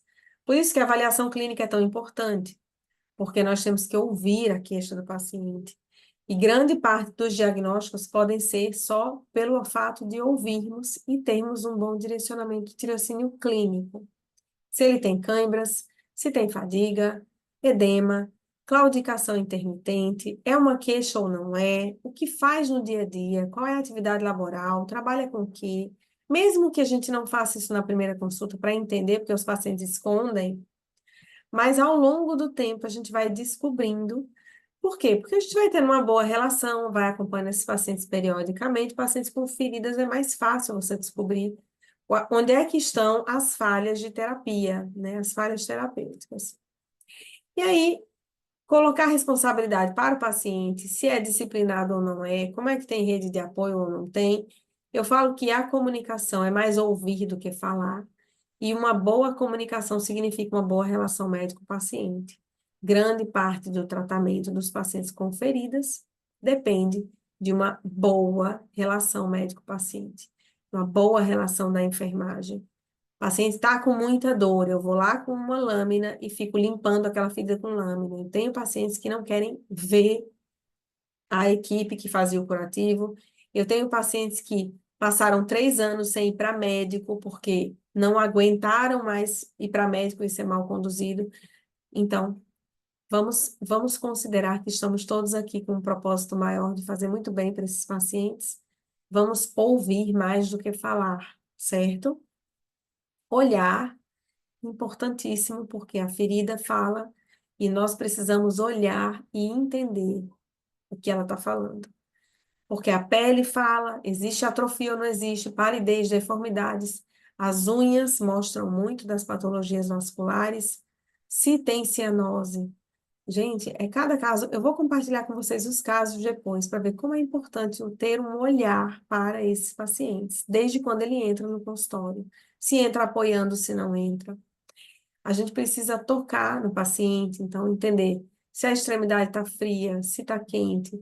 Palpação de pulsos é importante, mas olhar e às vezes você está na dúvida ali na perfusão, olhando, a gente vai lá e coloca o dedo, vai lá e mexe para ver a perfusão. A gente não consegue ver a perfusão capilar do dedo, do polegar, porque a gente não vai no hálux e vê a perfusão desse dedo. Reconhecer essas varizes. E dentro do olhar e do toque, a gente vai ter casos assim. A gente não vai palpar, e que o paciente não vai palpar pulso, e que o paciente vai ser conduzido como se tivesse só uma doença venosa, porque ele tem uma hiperemia reativa e simplesmente passou despercebido. Não tocaram, não viram que o pé estava gelado, né? Então, a palpação de pulso é importante, o toque no paciente é importante, a pele ressecada nos fala muito, e aí, cada caso, vocês vão começando a perceber que tudo se torna muito natural. Não é porque o paciente tem pulso que ele não tem microangiopatia, que ele não tem um déficit de resposta imunológica. A gente precisa entender que a palpação do pulso, o escutar com o sonarzinho é uma parte do diagnóstico. E que só a palpação do pulso não significa muita coisa na condição do paciente com lesão. Então, existe o teste do monofilamento, que é uma avaliação muito utilizada, teste de sensibilidade para ver se o paciente tem neuropatia. O que é interessante é que eu atendo o paciente com neuropatia, mas sem o tratamento adequado. Otimizar esse tratamento é importante. Uma das coisas que eu sei que, para a gente não colocar muita coisa nessas aulas, é que a gente tem um público muito misturado, muito difuso, graças a Deus. Então, aqui a gente vai trabalhar no que impacta na atuação de todos esses profissionais, mas se porventura houver demanda para o profissional médico, para a gente abordar só a parte de tratamento medicamentoso, eu farei isso com o maior prazer, tá? E aí, vamos para alguns casos para vocês entenderem. A gente está aí com uma horinha, mas prometo que não vou me alongar para deixar tempo para vocês discutirem e rever o que quiserem. A gente tem que ter essa noção de quem não sabe o que procura, não reconhece o que encontra. Porque olhem esses dois casos. Isso aqui, eu quero que vocês tenham muito marcado, porque é muito característico. E eu não vou falar sobre esse padrão de úlcera, mas isso aqui é, assim, característico de úlcera hipertensiva. O que acontece, né? Por que eu sei? Por que eu imagino? Pacientes com hipertensão mal controlada evoluem com uma descamação e começa com uma queimação, uma ardência e abre um pontinho na região do maléolo lateral. Isso aqui é na lateral do pé, ó. Tá vendo o dedinho? E aí é uma úlcera circular, geralmente pequenininha, com um fundo fibrinoso e difícil cicatrização. Mas sabe qual é a grande característica dessa úlcera? Ela é extremamente dolorosa e difícil de cicatrizar se o paciente não tem controle da hipertensão. Então, isso aqui vocês podem bater uma foto e colocar no mapinha de vocês, colocar úlcera hipertensiva. Claro que se o paciente tiver doença arterial periférica é pior, se o paciente tiver outros fatores de risco e outras doenças vasculares, ou mesmo alterações metabólicas importantes, isso aqui vai ser muito mais difícil. Mas o tanto de pacientes com úlcera hipertensiva que eu chego e falo, alguém falou para controlar a pressão? Alguém fez o exame da pressão para colocar o aparelhinho 24 horas, ver como tá? Ninguém. Não adianta cobertura, tá? Aqui, essas úlcerazinhas, se vocês não controlarem a pressão, pode usar a cobertura que for, que às vezes é muito demorado, dispendioso, doloroso para o paciente cicatrizar. Controlou a hipertensão e os fatores de risco, se passar óleo de girassol, cicatriza. Eu sei que muitos enfermeiros vão querer me matar falando isso, mas é verdade. Então, bom diagnóstico faz toda a diferença na condução desse tipo de úlcera, tá? Aqui, úlcera bem delimitada em paciente com doença arterial. A gente precisa entender que algumas características são muito fáceis de diagnosticar, mas não é porque a gente olha, acha que é uma úlcera arterial, que a gente vai tratar só como úlcera arterial. E se o paciente é diabético e tem uma hiperglicemia, para infeccionar isso aqui é rapidinho, e aí a gente vai ver, ó, outras lesõezinhas que a gente precisa conduzir da melhor forma. E o que acontece? Quem não sabe o que procura, não reconhece o que encontra. Esse paciente também tratou de varizes muito tempo e o paciente tem uma doença arterial importante. Não adianta olhar, imaginar porque eu tô com dor na perna e nem sequer perguntar como é essa dor. Vocês vão ver ao longo dessas aulas que hoje é uma noção básica sobre fisiologia, fisiopatologia, os fundamentos das doenças vasculares, mas ao final das 3 noites, vocês vão saber o que procurar nesse perfil de paciente. Qual é a característica da dor desse paciente? Como a gente diferencia uma úlcera da outra? O perfil de paciente é muito claro. E esse paciente tratou por anos, fazia acompanhamento de varizes, quando na verdade o que ele tinha era uma claudicação, uma dor por doença arterial importante. Mas graças a Deus chegou numa fase que a gente ainda conseguiu evitar feridas e por isso a doença está compensada, tá? Vamos aos casos clínicos, eu coloquei o númerozinho aqui. Esses casos vão ser mesclados, talvez não fique muito claro hoje ainda, mas tenham paciência, porque hoje é uma noção, um fundamento para vocês começarem a se familiarizar com esse perfil de paciente, certo? O paciente sofreu um ferimento no pé, evoluiu com dor e piora progressiva, e a dor intensa. Procurou endocrinologista, dermatologista, fez exames laboratoriais, começou a fazer curativo e veio para mim com isso aqui. Doutora, é uma ferida que não cicatriza. Ela nem é grande. O que chama a atenção? Que sempre iniciam o tratamento como uma feridinha. E existem 2 momentos que essa ferida se encontra. Ou as feridas estão melhorando, ou elas estão piorando. É ilusão dizer que a ferida estacionou. Ah, doutora, disseram que a ferida estacionou. Ela não está evoluindo bem. Se ela não está evoluindo bem, significa que ela está evoluindo mal, tá? Por quê? De um dia para outro, uma ferida que não responde, isso não é bom. Tem alguma coisa que não está correta, tem alguma coisa errada. A gente não pode esperar só a ferida piorar para dizer que não está legal. A gente precisa entender que se estacionou naquela fase, tem alguma coisa errada. Não está evoluindo bem. Ou a ferida evolui mal, ou ela evolui bem. Se não está respondendo, é um sinal de alerta. E aí a característica da ferida era essa. Aqui, muito tempo, não cicatrizava, e vem assim, bem tranquila, uma feridinha. Esse caso aqui é um de vários, tem vários casos parecidos com esse. Uma lesão bem delimitada, né? Você vê que não tem eritema, não tem vermelhão. As bordinhas maceradas, certo? Branquinhas. O fundo com bastante fibrina. E a lesão chegou úmida, tá? O que acontece? Vamos para a ausência de pulsos. Essa era a característica. Ela era bem, aqui, fibrina, bem delimitada. Ainda chegou úmida, então acho que ficaram na dúvida. Quando coloca cobertura, curativos, Às vezes começa a macerar essa borda, porque coloca a placa, e aí vocês vão entender um pouquinho sobre isso. O que aconteceu nesse paciente? Era um paciente diabética, tinha essa feridinha, não tinha pulso, a gente vai avaliar o que o corpo fala. Qual é o perfil da lesão, como estão as bordas, isso aí a equipe da Vita vai falar que eles são excelentes e vão abordar essa característica da ferida, né, o que vai usar, o que não vai, mas a gente precisa ter um olhar amplo sobre a ferida.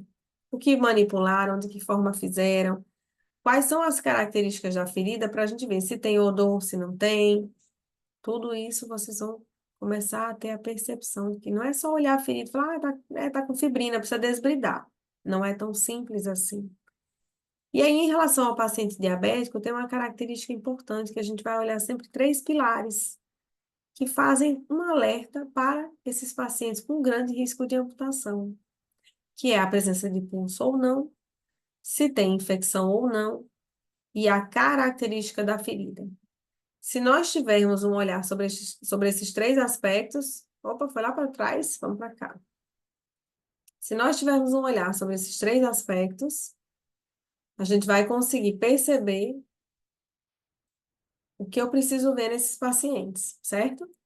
E o que me chamou a atenção, aquela pacientinha estava com hemoglobina glicada de 15, com 380 de glicose média. Gente, isso aqui é a glicose média, entre altos e baixos. Durante 3 meses, essa paciente estava fazendo hiperglicemia.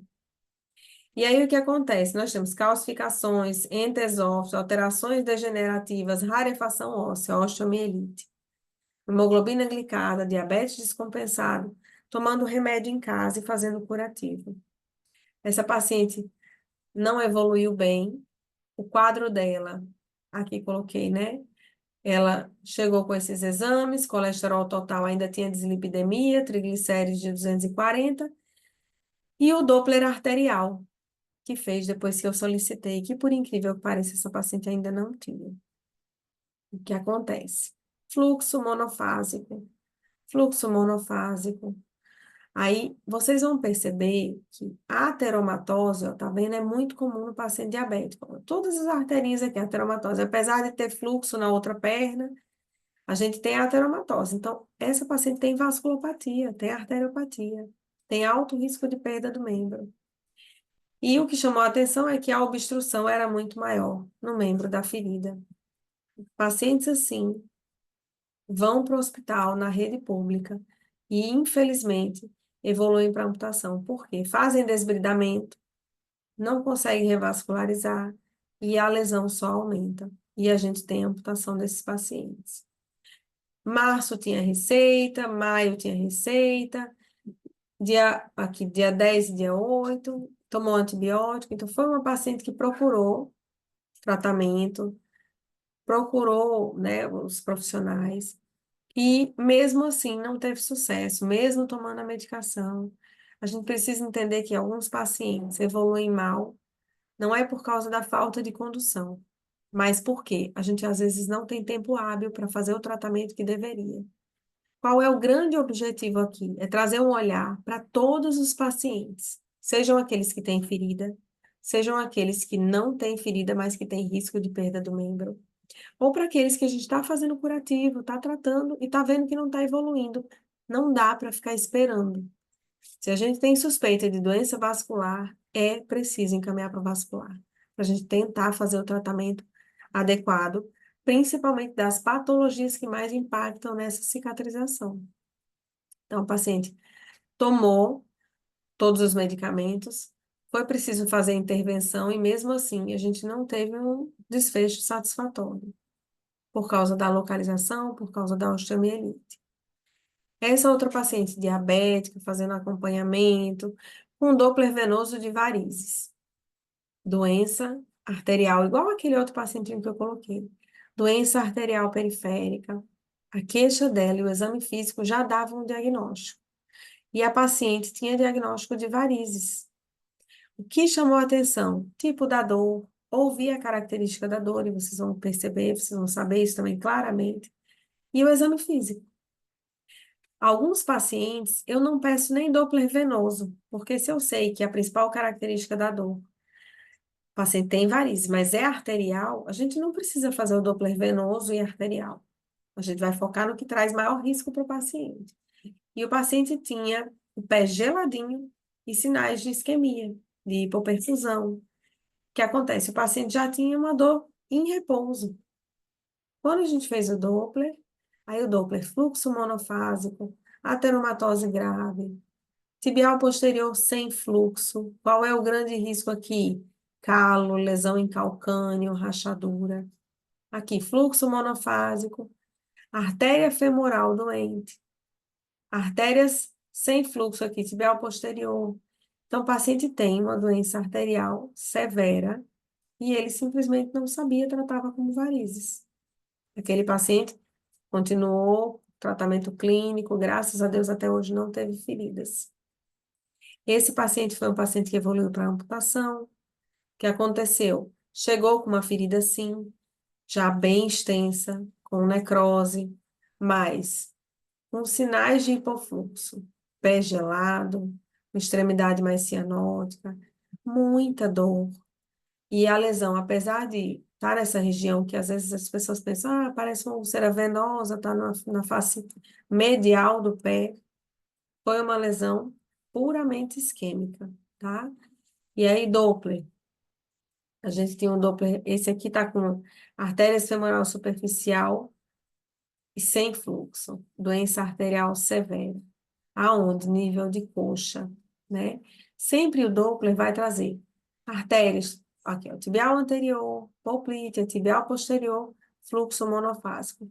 Ou seja, um paciente que tem uma lesão no pé, mas tem um hipofluxo na coxa, é um paciente que não tem circulação para fazer uma amputação de pé. Porque se a gente fizer aqui com esse hipofluxo, com essa oclusão, o paciente vai ter uma gangrena, uma necrose, infecção e vai subir o nível. E muitas vezes é isso que acontece quando vai para uma rede pública. Tenta amputar o dedo, amputa o pé, e aí, infelizmente, o paciente acaba evoluindo para amputações maiores. Por quê? O tratamento adequado seria revascularizar esse membro. Mais um caso de, vamos dizer assim, de dúvida em relação à doença arterial e doença venosa. E esse caso foi interessante porque estava com a perna muito inchada, tinha um Doppler venoso com obstrução venosa, certo? Mas um pé bem isquêmico, bem cianótico e frio. E o que chamava atenção, uma dor intensa. A dor isquêmica, ela é muito mais intensa do que a dor do paciente com insuficiência venosa. O paciente com doença venosa muitas vezes se incha bastante, sente peso, sente cãibra, sente dor, mas a dor isquêmica é uma dor que o paciente não come, não dorme, fica assim uma coisa insuportável. Tanto que os pacientes com doença arterial, eles muitas vezes morrem por infarto, porque a doença é associada, mas também por causa da dor, tá? A gente vai esclarecer algumas dúvidas. Eu vou abrir para vocês, vou abrir o microfone, vou olhar aqui o rostinho de vocês, quem tiver com o microfone aberto e a câmera aberta, para a gente poder fazer uma pincelada. Foi muito conteúdo, 1h16, mas o que precisar, o que vocês quiserem, a gente vai voltar e vai esclarecer, até para que eu também conheça um pouquinho de vocês. E aí eu acho que a gente pode até deixar aqui compartilhado, né, Lucas? Para qualquer coisa a gente voltar nos slides, certo? Isso, podemos. Deixa eu colocar aqui o chat, achei. Temos 14 pessoas e eu vou abrir o microfone, viu, gente, para vocês tirarem dúvidas ou falar da experiência de vocês. Primeiro se identifiquem para que eu conheça, porque aqui é um espaço aberto para vocês esclarecerem, tirar dúvidas. Quais são as angústias, o que vocês acham que é mais difícil nesses pacientes, né? Se vocês, como trabalham, se tem equipe multidisciplinar ou não. Agora é a hora. Sei que foi muito conteúdo, mas foi básico, que eu imagino que a maioria saiba. No entanto, se teve alguma coisa que valeu mais, que foi importante, eu quero que vocês sinalizem também. Vou deixar aberto. Vamos lá.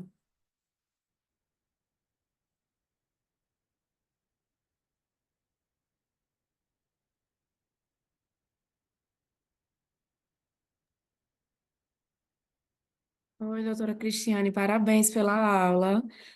Oi, É, Lídia. eu acho que a maior dificuldade são as angústias que a gente tem quanto ao fluxo mesmo da rede, que ainda não está tão claro, né? Para quem está na atenção secundária, para quem está na primária.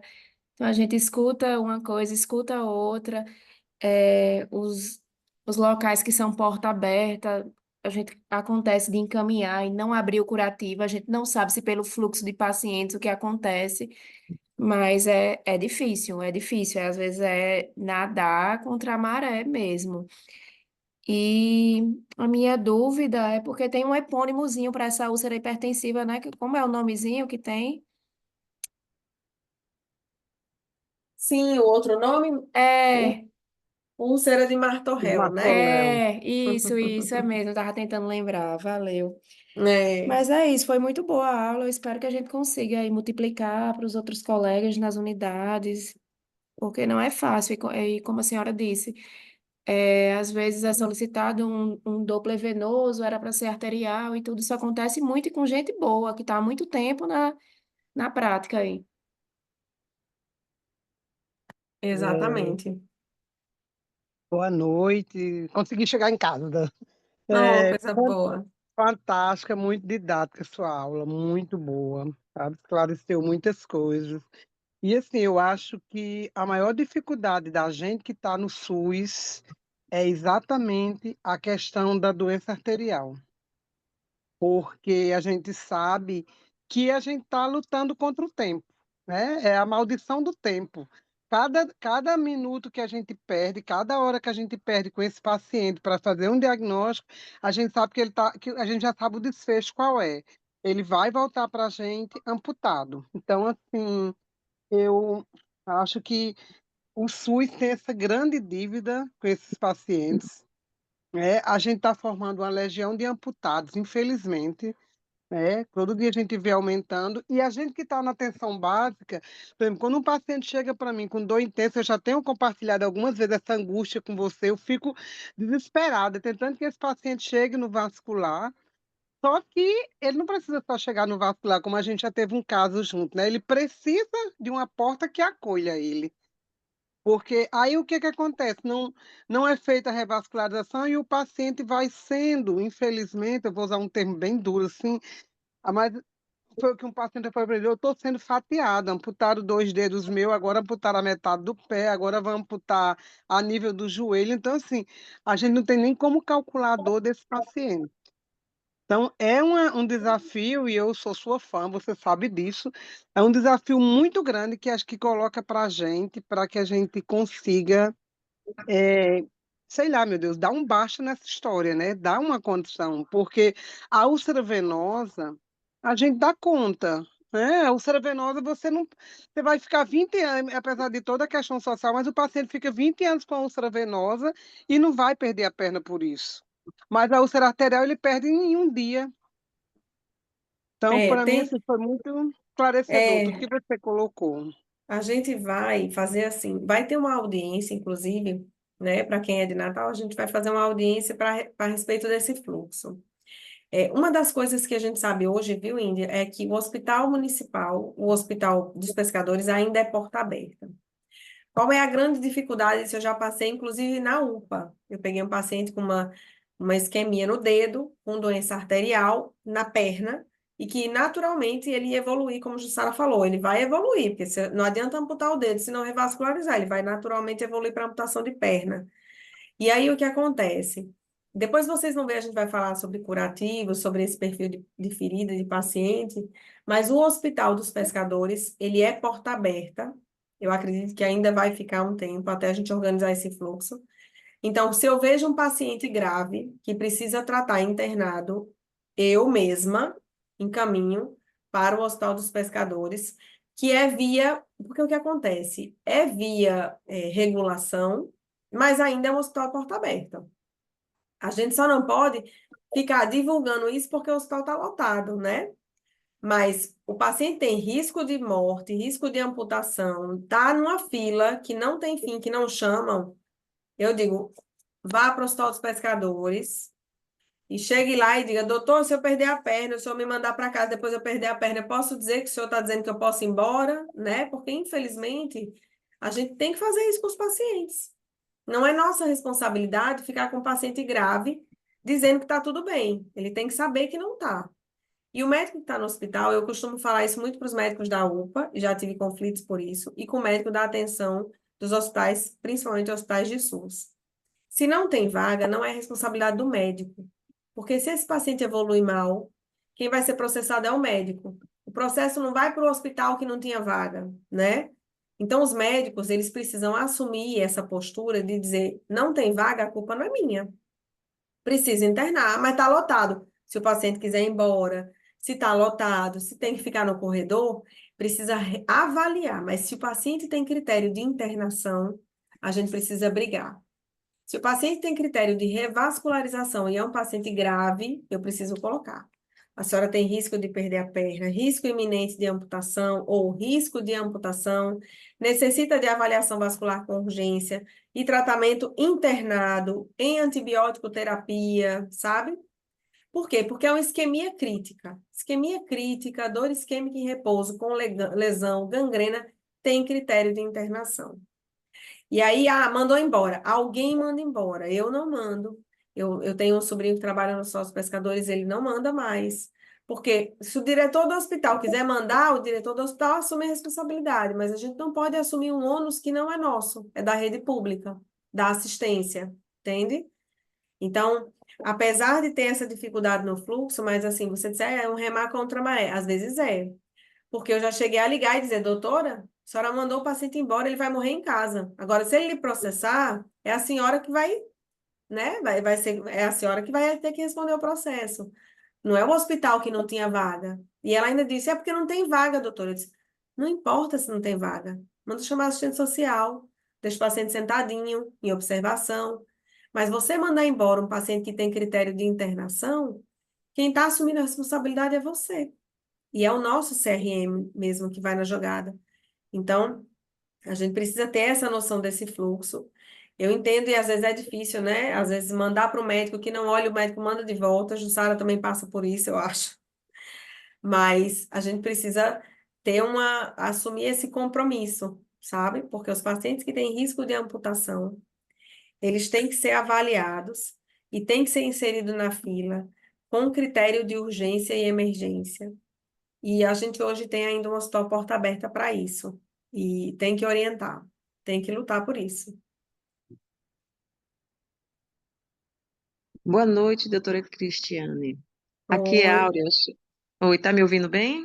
tô. Boa noite. Olha. Boa noite, estou adorando sua aula, né? Eu sou aqui de Santo Antônio, eu trabalho no SAD aqui há quase 3 anos, eu sou médica aqui, né? E eu faço a parte de geriatria e tenho muito, eu acho que 90% dos meus pacientes, eles têm lesões, né? Nos membros inferiores que a gente vem acompanhando, alguns com sucesso, outros com nem tanto.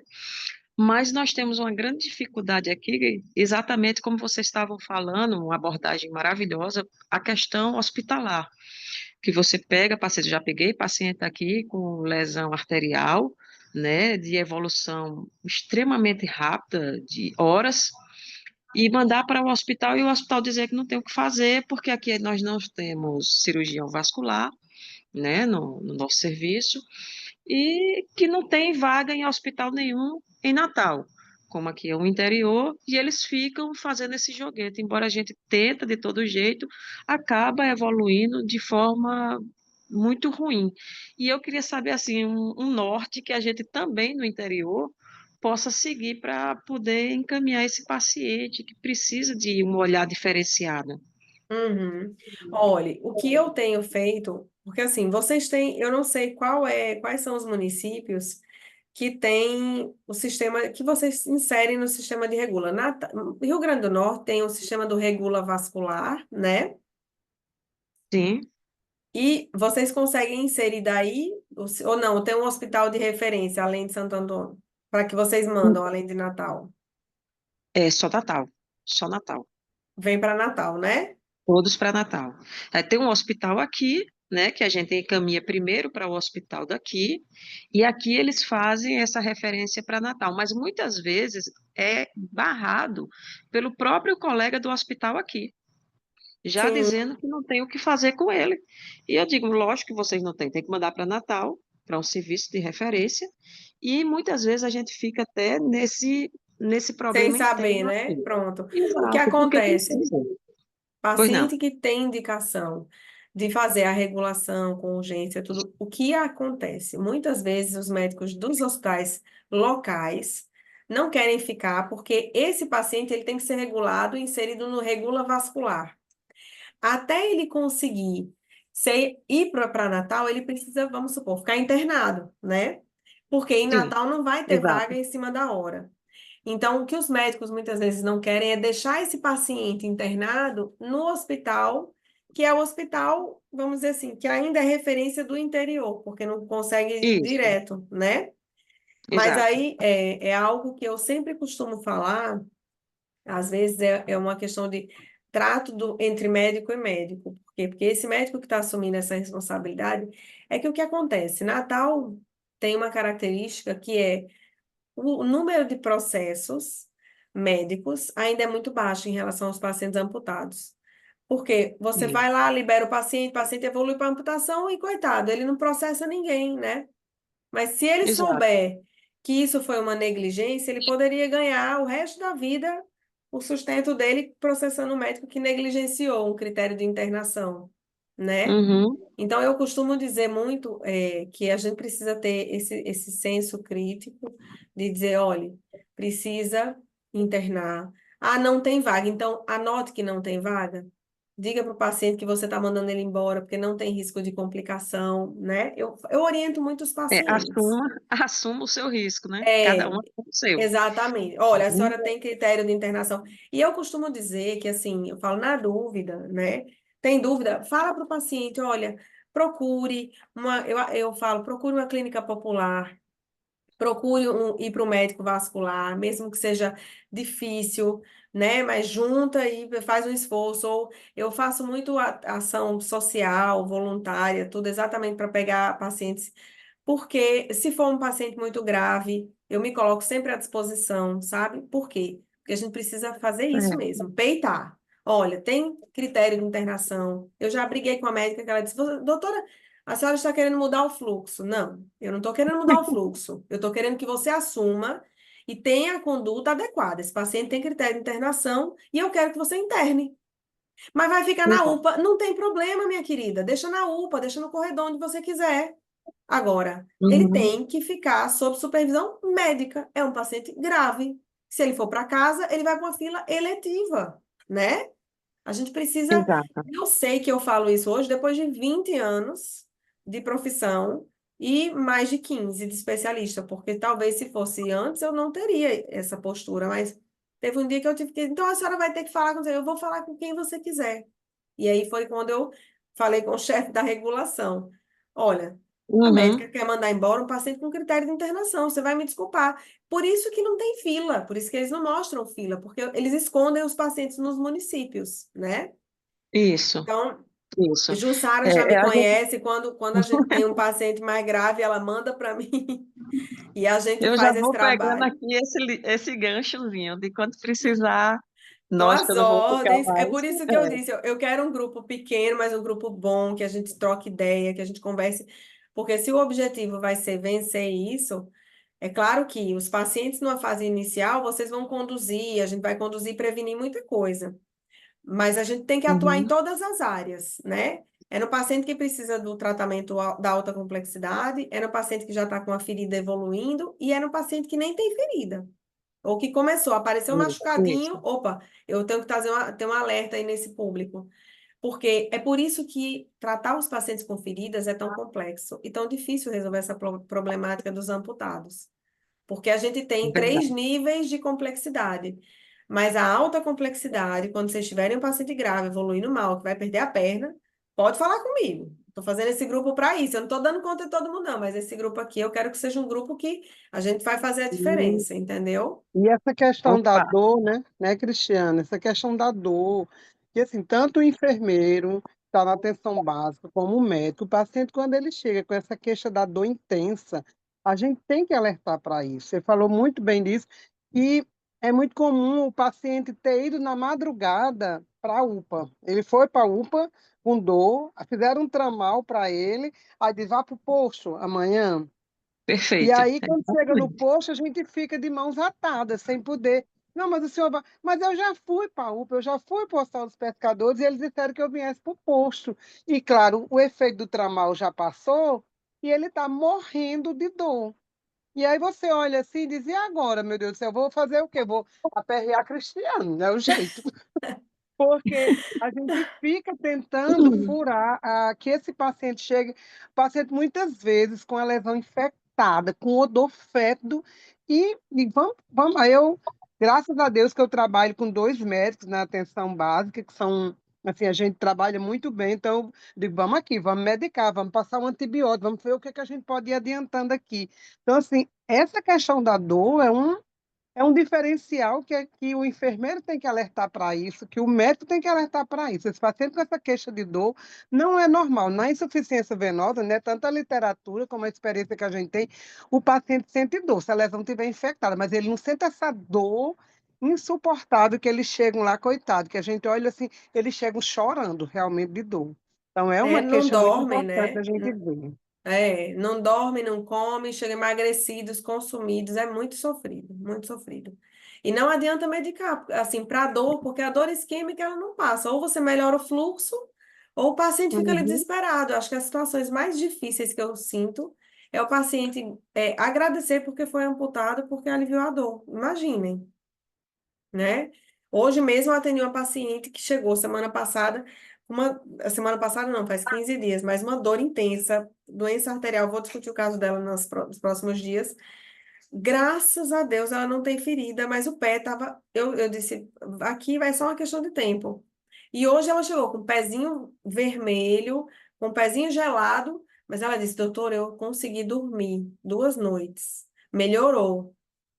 Porque a gente melhora o fluxo. E o tratamento clínico hoje já ajuda muito, né? Mais orientação, expliquei, falei tudo. E o pior, foi um membro e o outro já era amputado na coxa. Então é muito sofrido. Mas assim, o fato de ter esses alertas, de a gente ter esse olhar, entender o mecanismo, né? O que pode melhorar o fluxo.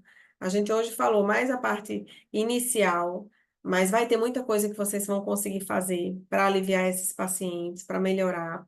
E em relação a essa questão do fluxo, é difícil. Eu espero até a gente, né, quando tiver esse desfecho dessa audiência para organizar o fluxo, a gente já pensou em um fluxo para pacientes ambulatoriais com lesões pequenas, desafogar essas UPAs, para conseguir levar os pacientes que realmente precisam graves para ficar na UPA. Hoje a UPA atende pacientes de média complexidade também.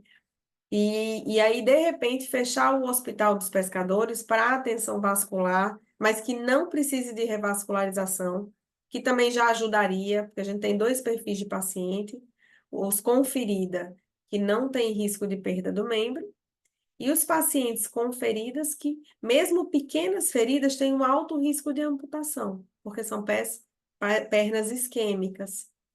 Então, a gente vai tentando, né, organizar esse fluxo até para dar um auxílio maior para vocês que estão aí como diz, na captação desses pacientes.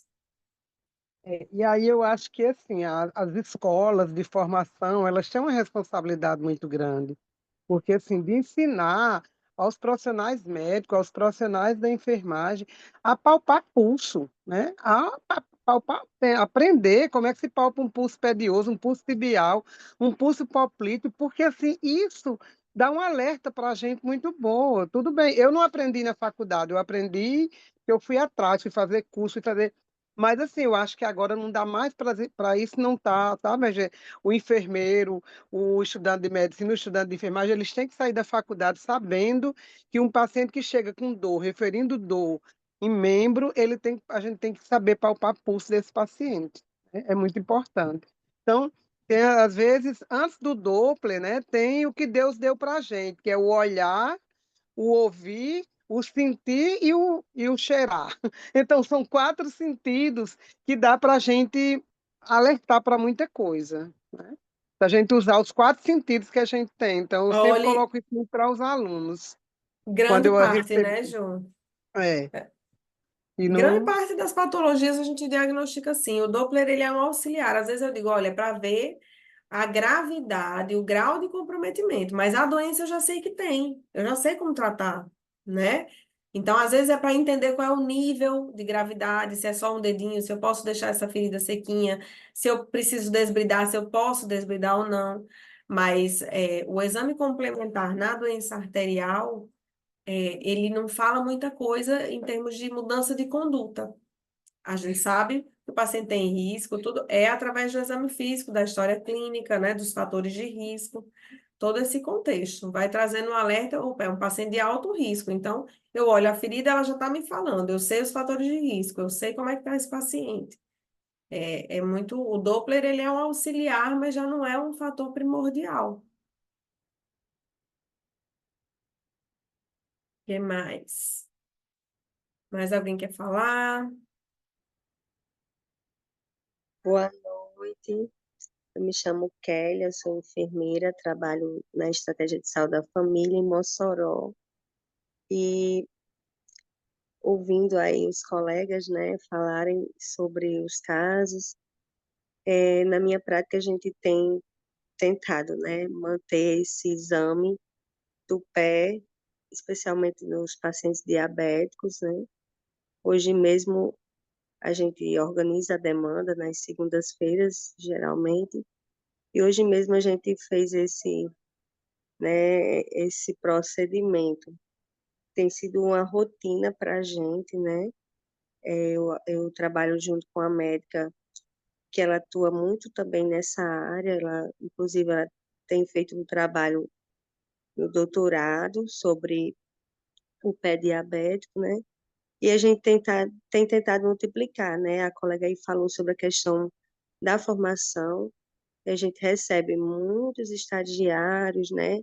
Também da fisioterapia, né, da enfermagem, de áreas afins, né? E a gente tem multiplicado essa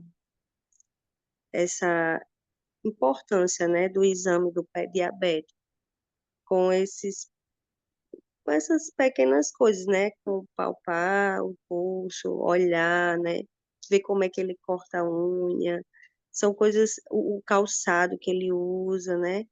E a gente sabe que tem realidades bem difíceis.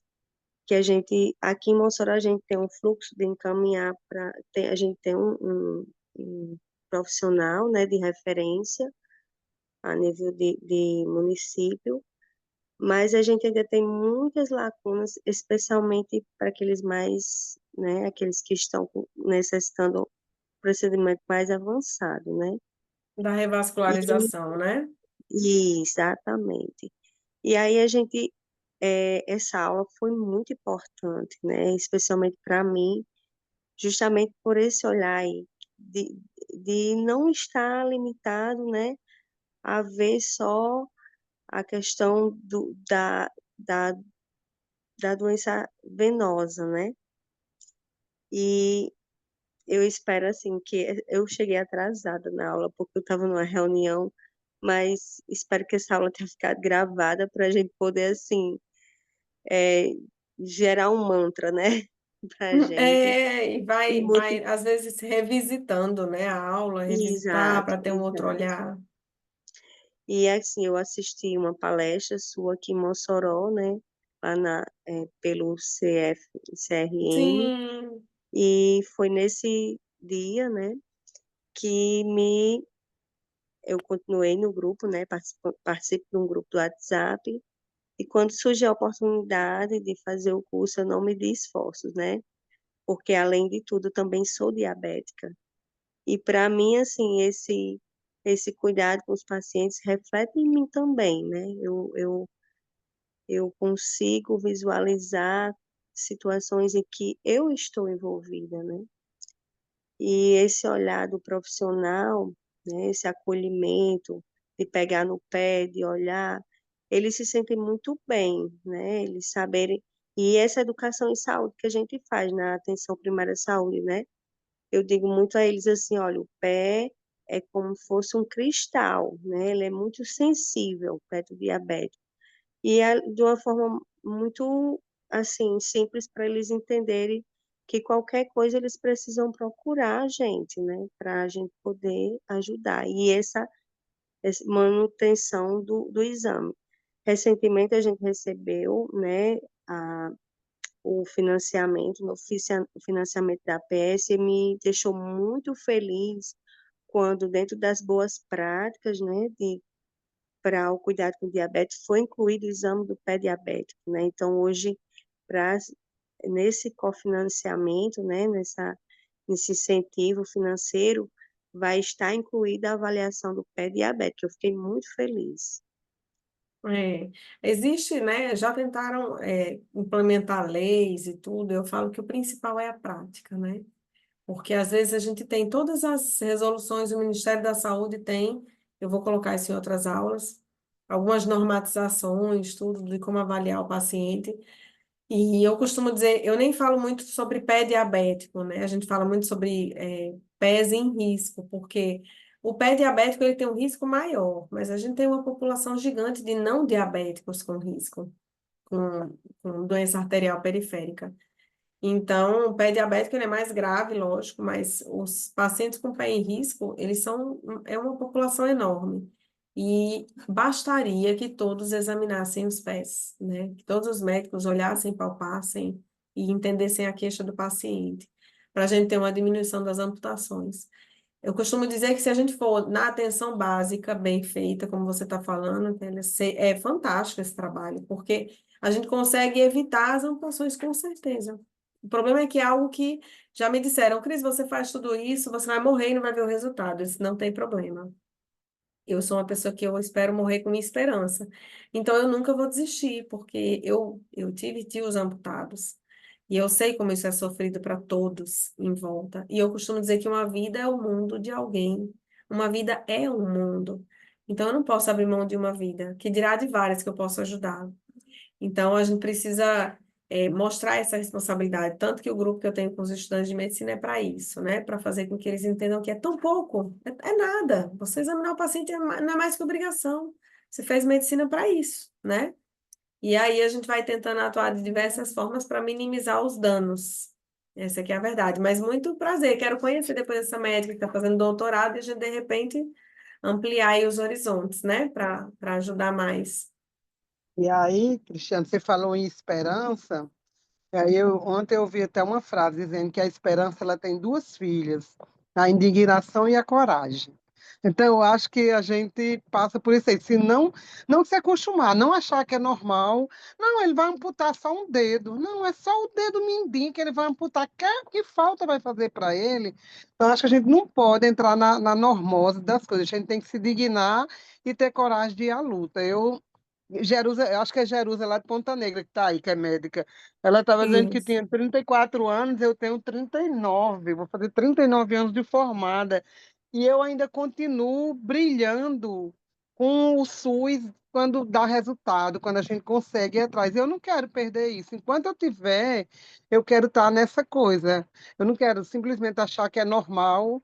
Não é normal, não é normal amputar a perna. Mas ele estava sentindo tanta dor que aí foi melhor ele amputar mesmo. Sim, mas será que antes a gente não poderia ter sido feito para ele não precisar amputar?